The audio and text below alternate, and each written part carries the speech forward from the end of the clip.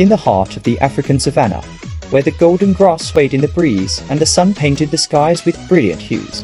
There was a small, close-knit village named Kondo. It was a place where the traditions of the ancestors were revered, where the elders shared stories around the fire, and where every member of the tribe had a role to play.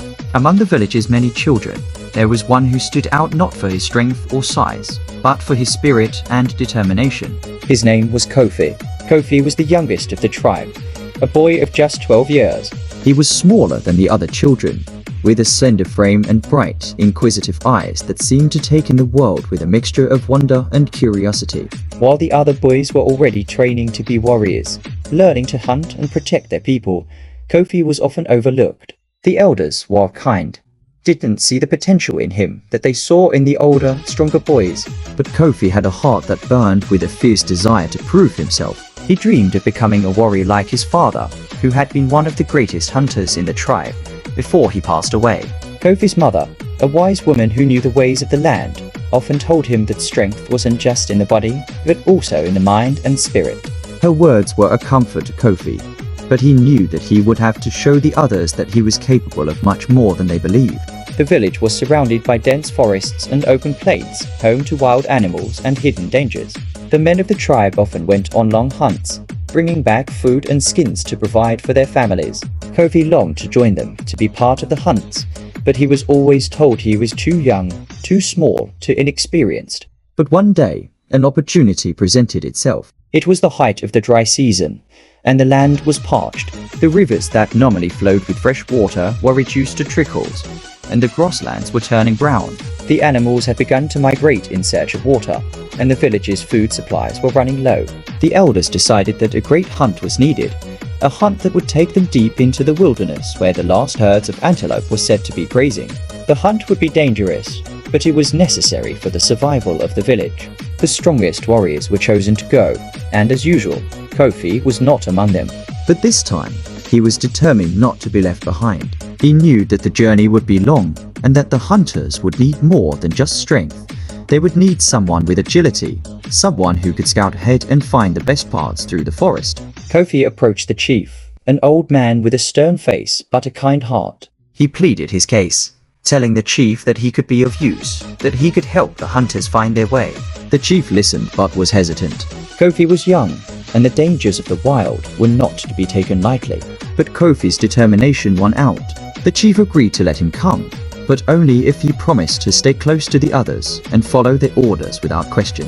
Kofi agreed, his heart pounding with excitement and fear. This was his chance to prove himself. The next morning, as the sun rose over the savannah, the hunting party set out. Kofi walked at the back, his small figure dwarfed by the tall, muscular warriors. But he held his head high, determined to show that he could be as valuable as any of them. The journey was grueling. The sun beat down mercilessly, and the dry earth cracked underfoot. The hunters moved silently, their eyes scanning the horizon for any sign of game. But the drought had driven most of the animals far away, and the forest was eerily quiet. Kofi's role was to scout ahead, to look for tracks or any signs of life. He moved with a lightness that the older warriors lacked, his small frame allowing him to slip through the underbrush without making a sound. He knew the forest well, having spent his childhood exploring its many secrets, and he used that knowledge to guide the hunters through the safest paths. Days passed, and still, they found no game. The hunters grew weary and frustrated, their hopes dwindling with each passing day. But Kofi refused to give up. He kept his eyes sharp, his senses attuned to the slightest movement. Then, one evening as the sun was setting, Kofi spotted something. In the distance, near a small, muddy watering hole, he saw movement. His heart leaped with excitement as he realized that it was a small herd of antelope, weak and thirsty, but still alive. Kofi raced back to the others, his breath coming in short gasps as he relayed what he had seen. The hunters were skeptical at first, but the chief trusted Kofi's instincts. They followed him to the watering hole, moving as quietly as possible so as not to startle the animals. When they arrived, the hunters prepared to strike, but something was wrong. The antelope, though weak, were on high alert, their ears twitching nervously.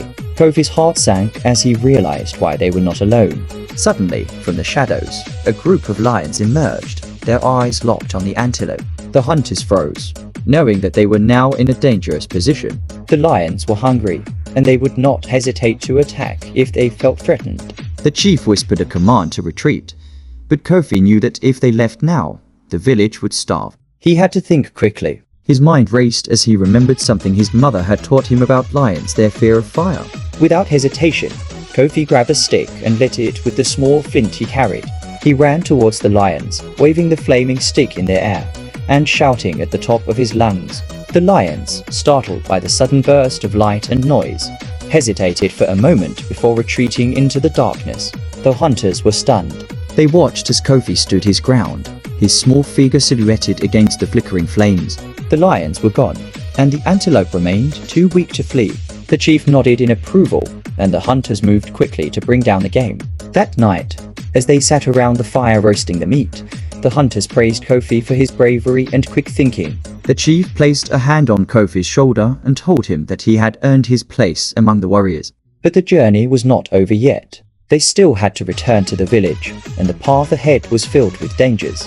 With their packs filled with meat and skins, the hunters began the long trek back to Kondo. The mood was lighter now, with the knowledge that they would return to the village as heroes. But Kofi remained vigilant. He knew that the wild was unpredictable, and he could not afford to let his guard down. As they made their way through a narrow gorge, Kofi's ears picked up a faint sound, the rustling of leaves, the snap of a twig. He knew immediately that they were being followed.